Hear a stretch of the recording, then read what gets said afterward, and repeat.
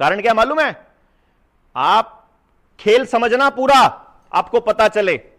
Note कितने छप सकते हैं? जितना सोना है। उससे बाहर अगर नोट छपे हैं तो वो नकली हैं। सोना कितना पड़ा है भारत के पास मालूम है?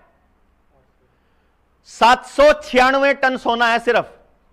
हम इसको 800 टन बोलते हैं। आरबीआई की वेबसाइट पे जाओगे,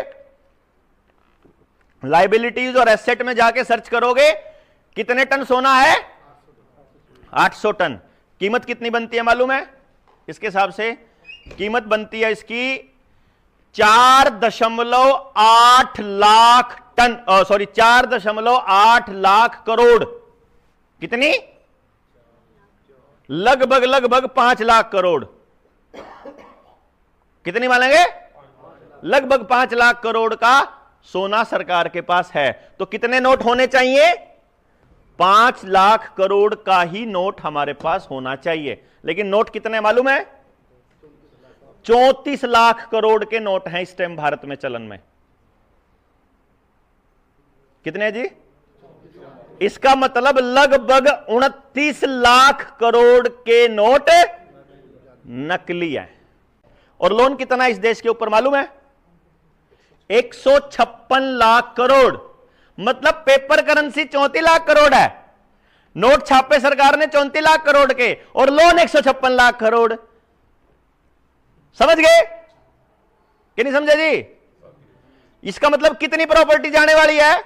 156 माइनस 34, 122 लाख करोड़ रुपए की प्रॉपर्टी या तो जाने वाली है या फिर एनपीए होने वाली है।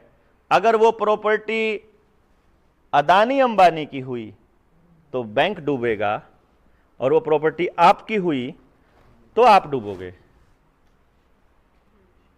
हम जब अपना आवेदन लगाते हैं, हम बैंक से इतना ही पूछते हैं कि भाई जो तुमने हमको पैसा दे रखा है वो असली है कि नकली है, पहले ये बताओ।